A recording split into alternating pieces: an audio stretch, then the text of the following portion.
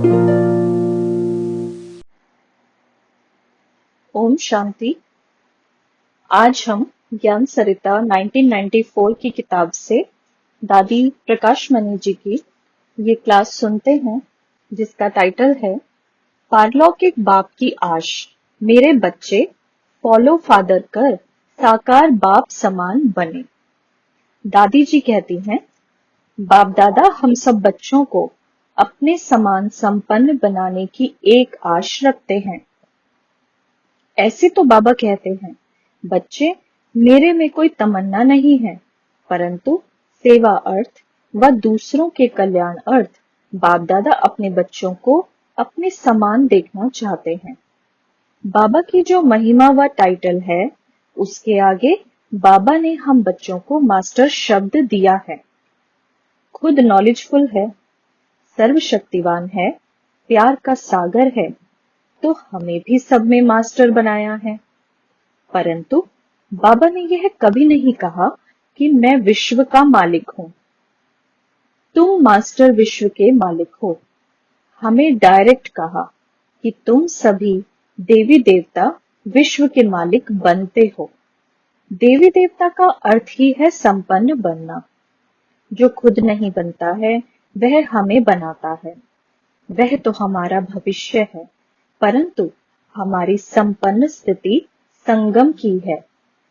संपन्न स्थिति का सैंपल हमारा मीठा साकार बाबा है, जिसने हर बात में संपन्न बनकर दिखाया।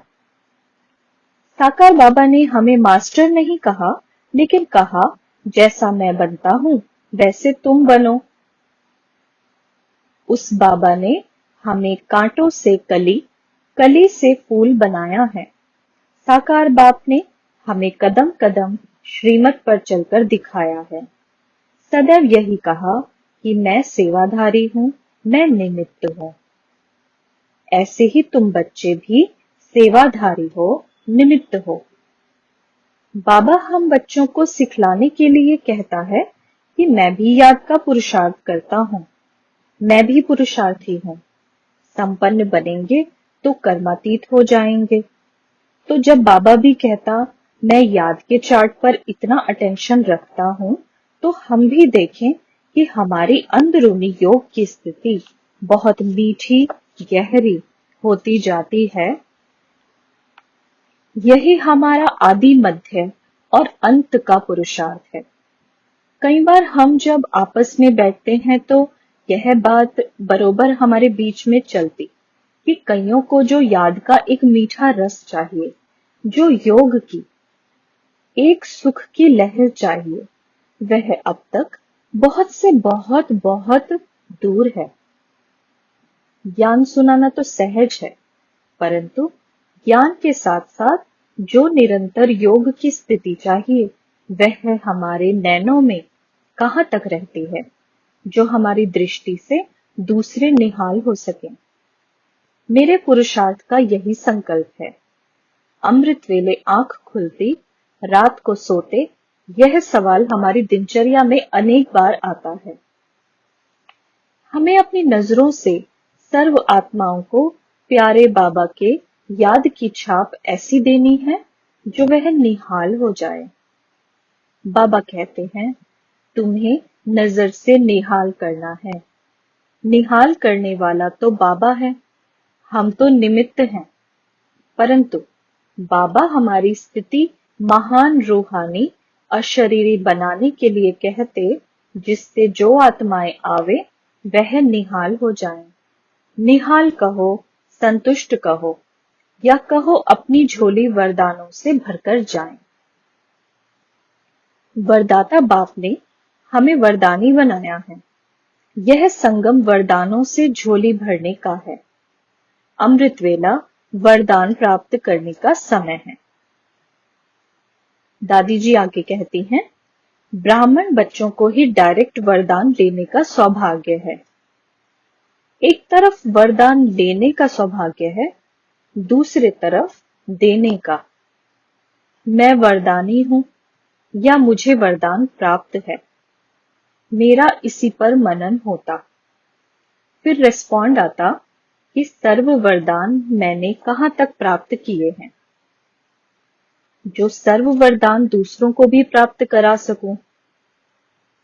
अगर यही समय मेरे वरदान लेने की लॉटरी का है, तो मैं पूरे वरदान लेती जा रही हूं। मेरा कंप्लीट कनेक्शन बाबा के साथ जुटा है या नीचे आ जाती हूँ। अपनी चेकिंग करने से बहुत मीठी मस्ती रहती है। अनेक कार्य व्यवहार से बुद्धि परे हो जाती है। हर एक अपने से पूछे, मैं कोई वरदान में मिस तो नहीं हूं? कोई वरदान मुझे 30% हो, कोई 50% हो, ऐसा तो नहीं है? मैं अपना पूरा पूरा अधिकार ले रही हूं। बाबा कहते, तुम्हें मेरे से सारी शक्तियों का वरदान लेना है। मैं अगर किसी शक्ति में कमजोर हूं, तो मैं पूछूं, मेरे में यह शक्ति कम क्यों? बाबा ने हमें समाने की शक्ति दी है और मैं कहूं, मेरे में समाने की शक्ति नहीं है, तो यदि अभी मेरे में वह शक्ति नहीं है, तो क्या सतयुग में होगी? मैं कर्मातीत कैसे बनूंगी? सर्व प्राप्तियों का खजाना अभी मिलता। मिलने के समय हम झोली के अंदर छेद कर दें, तो फिर तो मिलने वाला ही नहीं है। अगर कोई एक शक्ति भी कम है, तो मास्टर सर्वशक्तिमान नहीं कहेंगे। हमें बाबा ने कर्म बंधनों से मुक्त किया। हमें एक ही संकल्प है कि हमें विश्व की सेवा करनी है। हम सेवाधारियों को कितना बड़ा विश्व सेवा का पार्ट मिला है। अपने पार्ट को देख हम हर्षित होते रहें, तो दूसरों को भी हर्षित बनाते जाएंगे। हमें बाबा ने कहा, तुम हो विश्व कल्याणी, और हम कहें, हमने तो फलाने संस्कार का त्याग नहीं किया है। अपने संस्कार का ही उद्धार नहीं किया, तो दूसरे का क्या करूंगी? बाबा ने कहा, तुम उद्धार मूर्त हो। उद्धार मूर्त वही बन सकता जिसमें कोई भी पुरानी वृत्ति दृष्टि ना हो। जब कोई कहता है, मेरा यह पुराना संस्कार है, तो संकल्प चलता कि यह भाषा समाप्त कब होगी। हम कभी वर्णन करेंगे क्या कि श्री कृष्ण का यह संस्कार है? संस्कार शब्द अपनी डिक्शनरी का नहीं, तो पहले हम संस्कार शब्द का ही त्याग करें। कोई कहता, इनका तो पुराना कड़ा संस्कार है, यह तो मेरी ही इंसल्ट हुई। मेरे में कोई भी आदत है, तो मैं आदत के वश हुई। आदत मेरे वश कब होगी? आदत वश में हो गई माना, संस्कार परिवर्तन हो गए। संस्कार परिवर्तन माना, संकल्प विकल्प खत्म। संस्कार के वश हैं, तो उनकी बुद्धि के अंदर अनेकानेक व्यर्थ संकल्प चलते हैं। संकल्प व्यर्थ है, तो शक्ति की वेस्टेज है। शक्ति वेस्ट करते, तो वरदानों से झोली खाली हो जाती। बाबा हम बच्चों को बार बार यही कहता कि बच्चे, संकल्प व्यर्थ नहीं गवाओ। उस खर्चे के लिए तो बहुत सोचते, परंतु जो अपने संकल्प व्यर्थ करते, उसका सोच नहीं चलता, पैसे का सोच चलता। लेकिन मैं बाबा की मिली हुई शक्ति व्यर्थ करता, यह सोच नहीं चलता।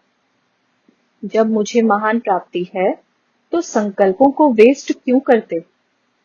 जैसे कई बार हम सभी आपसी में बोलचाल में आते, बोलचाल में हंसी मजाक हो जाता, एक दो को टॉन्ट में बोल देते, तो उसके दिल में तीर की तरह लग जाता, तो यह भी हमने उसे दर्द दिया, तो उस दर्द का कर्म मेरा नहीं बना क्या?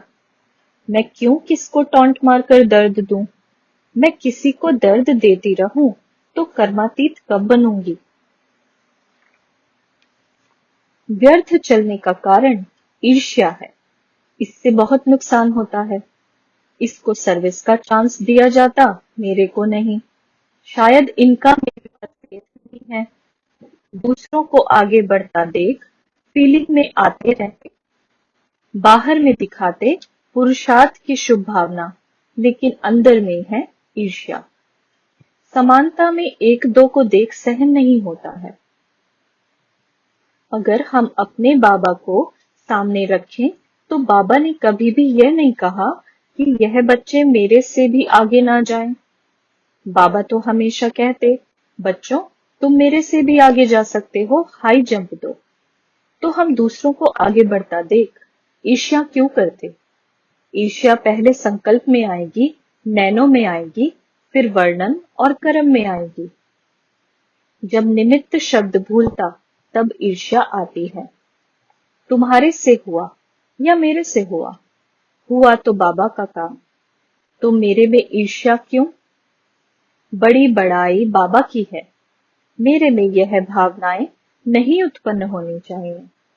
जिसके अंदर ईर्ष्या है उसे बाबा की याद का रस मिल नहीं सकता, याद का चार्ट बढ़ नहीं सकता। ईर्ष्या वाले का खाता घाटे में जाता, जमा नहीं हो सकता। अगर अपने खाते को जमा में रखो तो व्यर्थ समाप्त हो जाए। हमें बाबा के लव में लीन रहना है। यह ऐसा क्यों हुआ, इसने ऐसा क्यों किया, मैं अपने संकल्प के खजाने को इसमें क्यों गंवाऊं?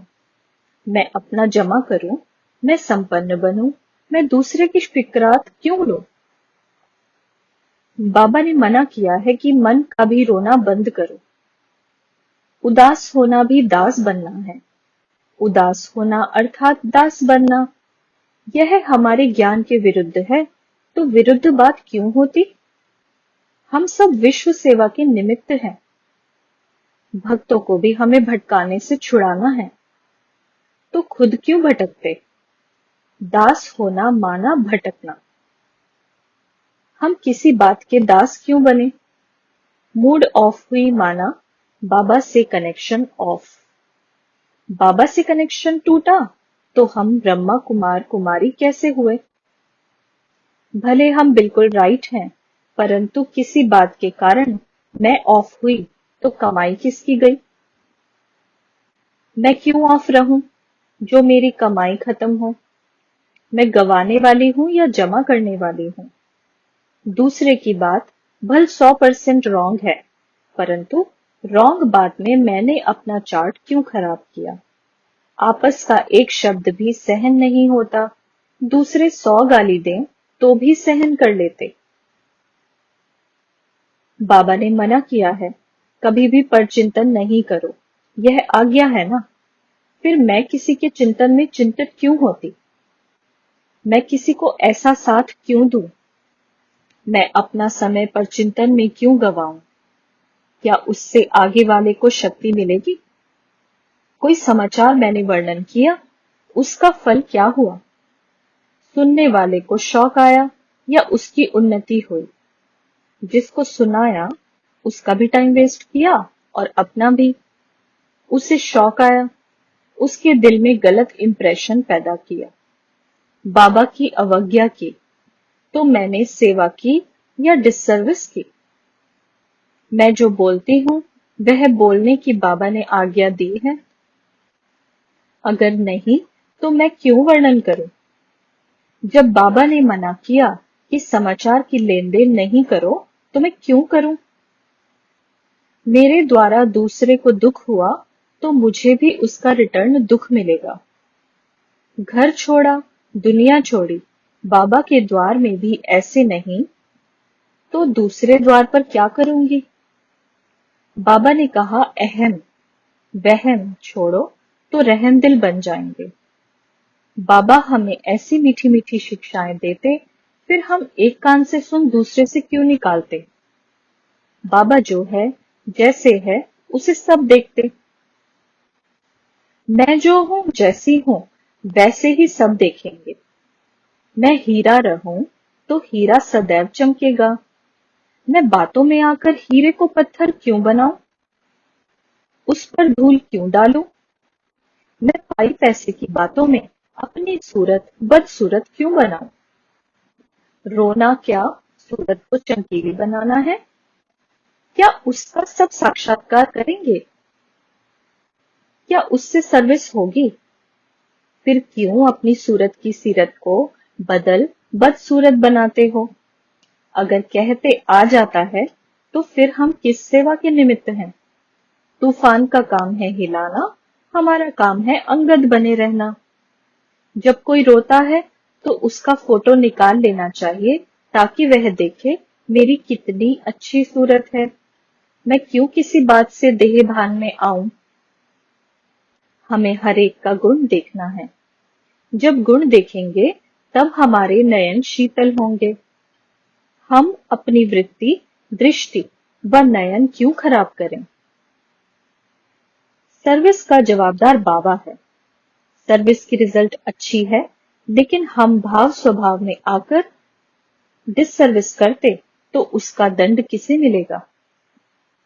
कोई की बात ने मुझे डिस्टर्ब किया तो बात भगवान की बातों से भी बड़ी हो गई।